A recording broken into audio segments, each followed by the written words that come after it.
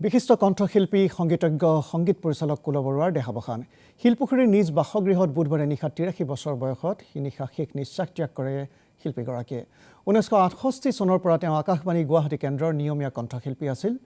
শিল্পীগৰাকীৰ মৃত্যুত শোকস্তব্ধ শিল্পী সমাজ 1938 চনত গুৱাহাটীত জন্মগ্ৰহণ কৰা কুল বৰুৱাই তেজপুৰত আৰম্ভ কৰিছিল শিক্ষা জীৱন ইয়াৰ পাছত কটন মহাবিদ্যালয়ত অধ্যয়ন কৰি সংগীতৰ ক্ষেত্ৰখনত খোপনি পুতিছিল বিশেষ ৰাতি প্ৰভাতী পক্ষীৰ গান বৃষ্টি শ্ৰীমতী মহিমাময়ী আদি চলচ্চিত্ৰত কণ্ঠদান কৰিছিল কুল বৰুৱাই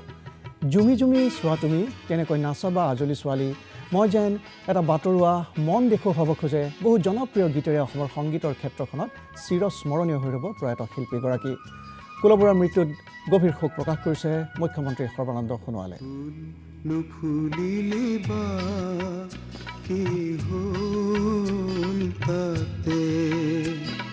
কুলির কোমল মাতে কপালে আকাশ ফাগুন নাহিল বলি তুমি ভুল নুবুঝা যাতে ফুল ফুলিলে বা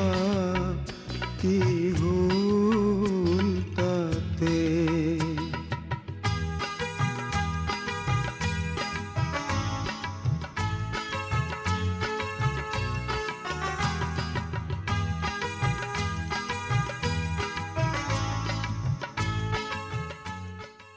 শ্বিলঙৰ পৰা যেতিয়া আহিছোঁ 70 চনত ৰেডিঅ'ত চাকৰি তেতিয়াৰ পৰাই লগ পাওঁ আৰু ইয়াতে ৰুম এটা আছে এই ৰুমটোত প্ৰায় মানে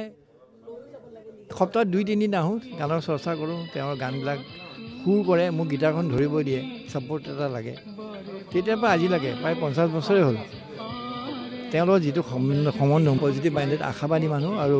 কিবা খং উঠা কথা ক'লে এইবিলাক কথা নক'বাহে মোক খঙতে কৈ দিয়ে ভাল কথা কোৱা ককাইদেউ নিচিনা মানুহ ককাইদেউটো বেছি মৰম আছে দেই মোক বহুত সহায় কৰিছে মোক গাইড কৰে এইটো এটা অপূৰণীয় ক্ষতি এই ক্ষতিটো পূৰণ হ'ব বুলি মই নাভাবোঁ কেতিয়াও মোৰ সান্নিধ্য আচলতে কুলদা প্ৰায় 70 চনৰ পৰাই যেতিয়া মই গীটাৰ বজাই আছিলোঁ আৰু কুলদাৰ লগত বহু সংগত কৰিছোঁ মঞ্চত সংগত কৰিছোঁ ৰেকৰ্ডিঙত সংগত কৰিছোঁ কুলদাৰ পৰা বহুত কথা